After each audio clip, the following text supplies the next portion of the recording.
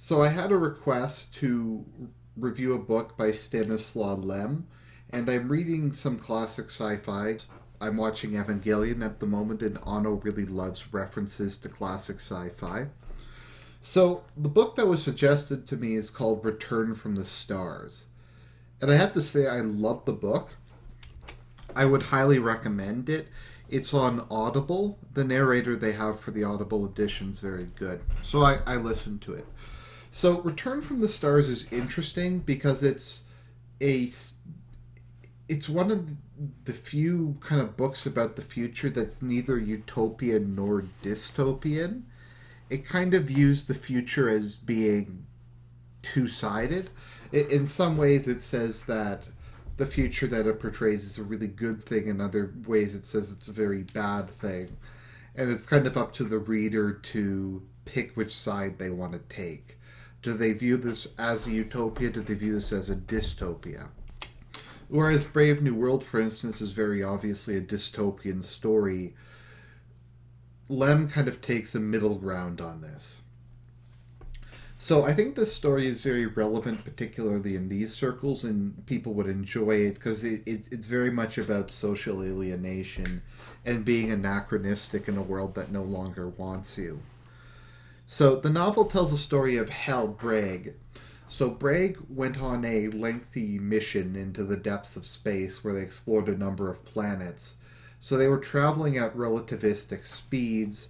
So the mission only lasted 10 years for the crew, but 127 years for the have had passed in the real world on Earth by the time they get back. They find that society has completely changed.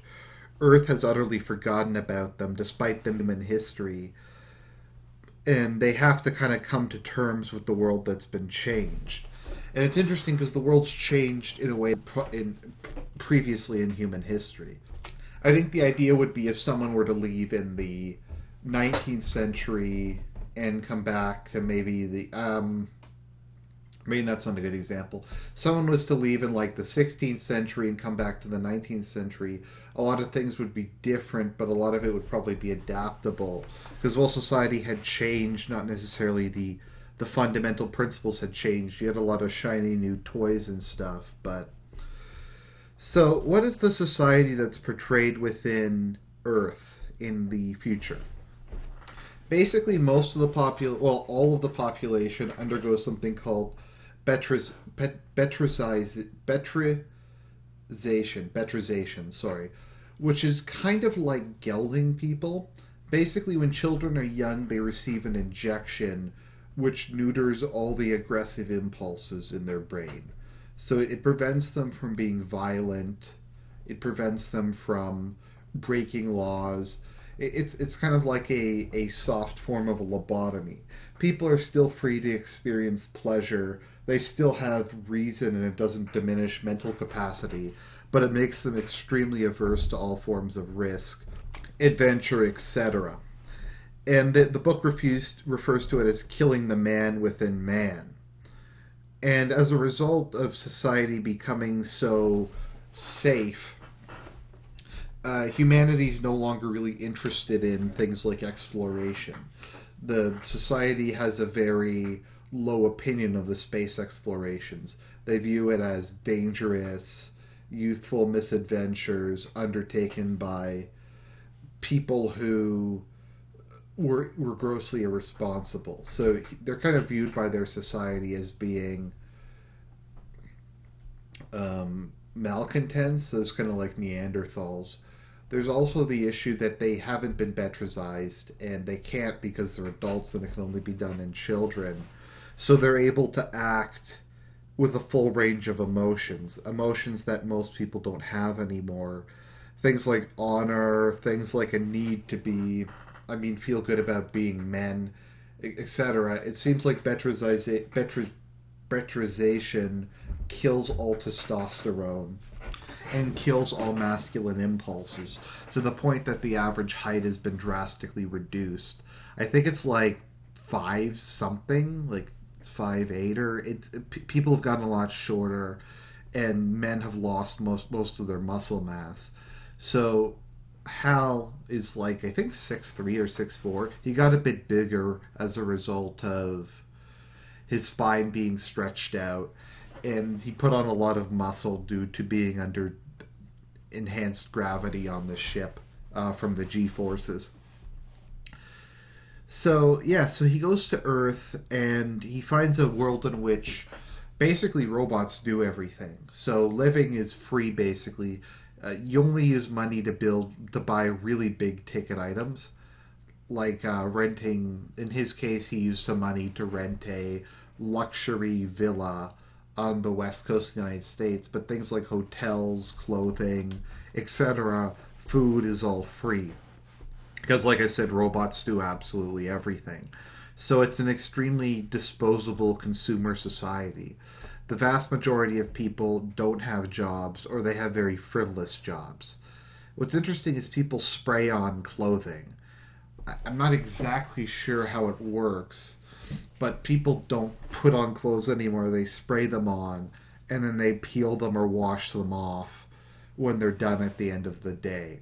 And there's all kinds of like salons and stuff where you can go and they'll spray on custom clothing and that kind of stuff. So you have this extremely soft world where all of people's needs are met, where there's no more war, crime, disease, etc. And Lem, I think, is kind of fighting with himself when he's writing the book. Because on one hand, I think, is very sympathetic to Hal's standpoint and says, yes, humanity has basically lost what makes it humanity, particularly Western man, which is obviously what this is about, has lost something fundamental about their character. Whereas on the other hand, I think he's very sympathetic to this new, safer world. And which world he would want to live in, I think is somewhat ambiguous. I don't know what the author actually said on it, but the book comes across as it being ambiguous, and Hal starts out as completely rejecting it, and he never completely accepts the changed society, but he kind of comes to a sense of peace with it. He marries a local girl who's actually an archaeology student, so she can kind of understand him, and he talks to her, and he gradually kind of sees things from the other perspective, and he becomes, I guess they would say, civilized somewhat. The rest of the crew who got back cannot adapt to it and have decided that they're going to go on another expedition and come back in another 100-something years. And hopefully the Earth will have changed back to something that they more resemble.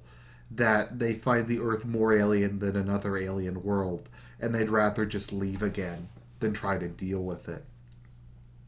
Which is very interesting, and Hal ultimately chooses to reject going back to the stars and to try to stay on Earth and make the best of it. However, as is pointed out by the other astronauts, his children will be Batricized, and they'll become testosterone-less geldings just like the rest of humanity. So, kind of the crisis of conscience Hal goes throughout the book is he has very severe PTSD from all the friends who died, some of whom he holds himself accountable for. One person he tried to save, for whatever reason, he was trapped in a dust cloud for several days and his clock broke, and the man went crazy and thought that he was dead, and when Hal came for him, he yelled that he was happy being dead and he didn't want to go back to the land of the living and tried to kill him. So, and then ran off, and Hal left him to die. So Hal says, well, we went away and we came back. I guess we made some interesting things for science, but it's not something society's even interested in anymore. People aren't interested in any of the things we brought back. People don't view us as heroes. People have no sense of adventure. Basically, everything we did was for nothing. My friends died for nothing. And at the end, he goes to the leader of the expedition and starts yelling at him and starts saying, like, oh, this was all sacrificed to your love of science. We didn't achieve anything. We didn't find aliens, anything. And the man just goes, explains to him, he's like, look, we didn't go we went because of science, but we also went because it's there. Because it was a challenge. He said even if the stars didn't exist, we would go on an expedition to find out why there were no stars.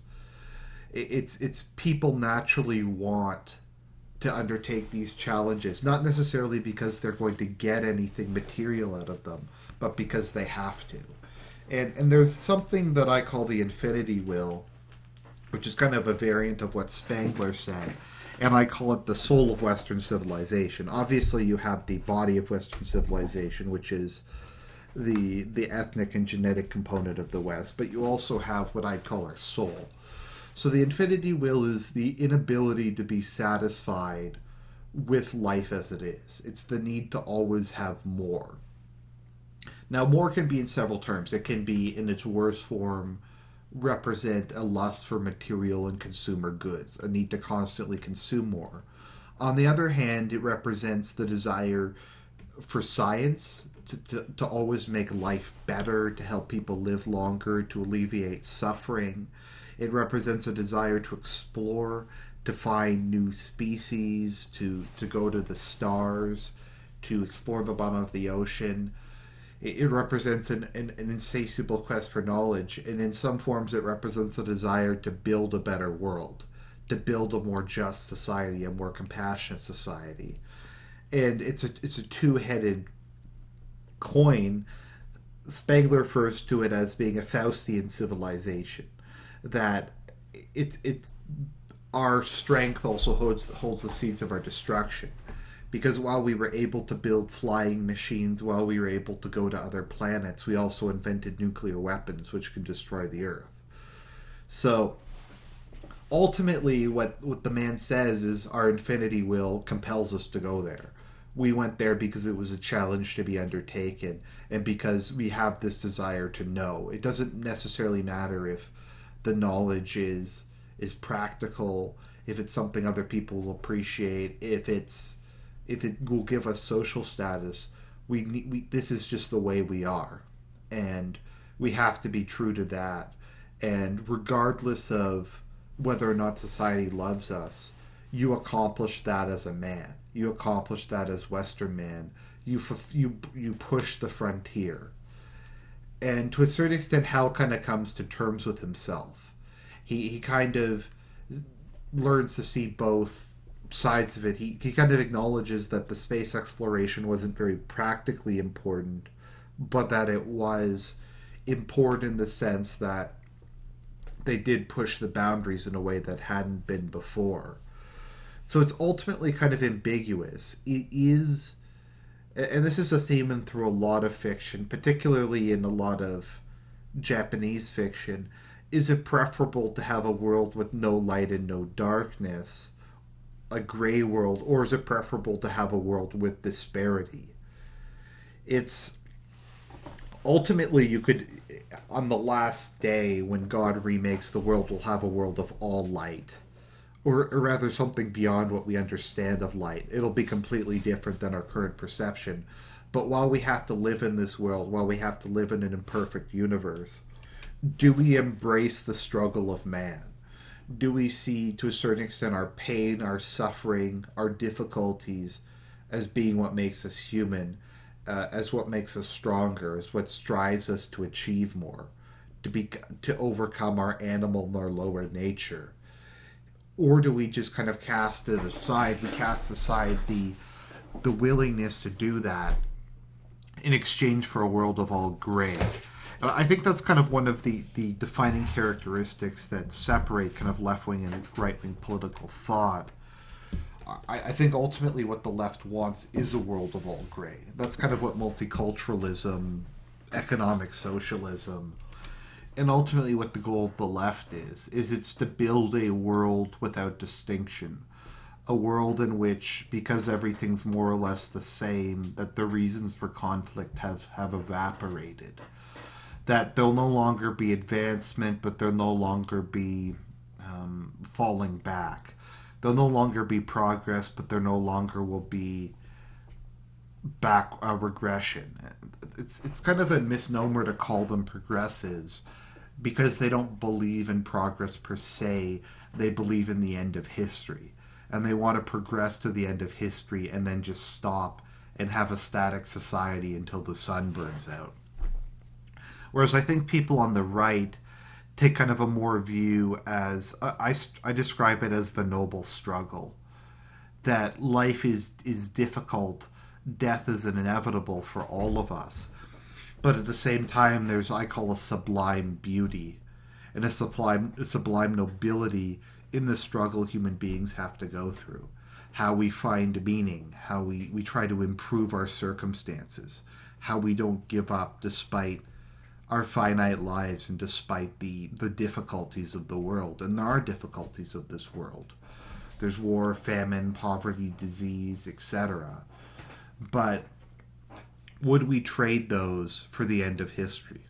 Would we trade that for a world in which nothing changed? And that's kind of a theme in Ava with what instrumentality would achieve. And ultimately Shinji rejects that, preferring to live in an imperfect world. I know Fayuski says, I'd rather live in the real world no matter how contaminated by sin it is. And I think that's man's destiny, to forever struggle.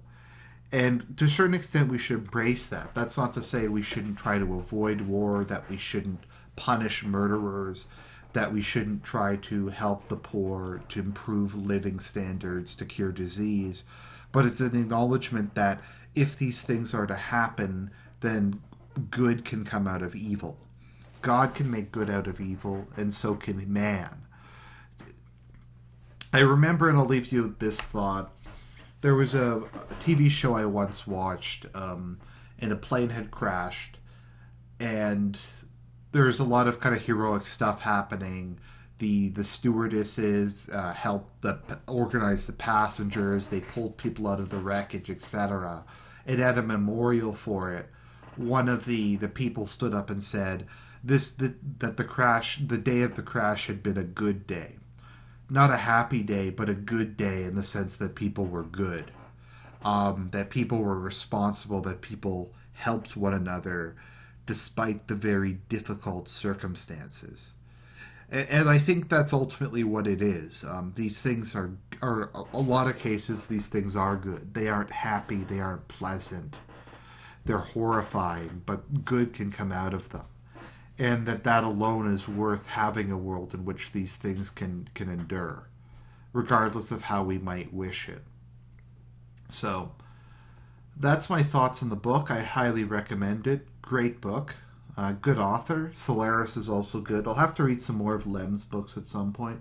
He's one of kind of the classic sci-fi writers. So, I hope you enjoyed that. I'll talk to you later.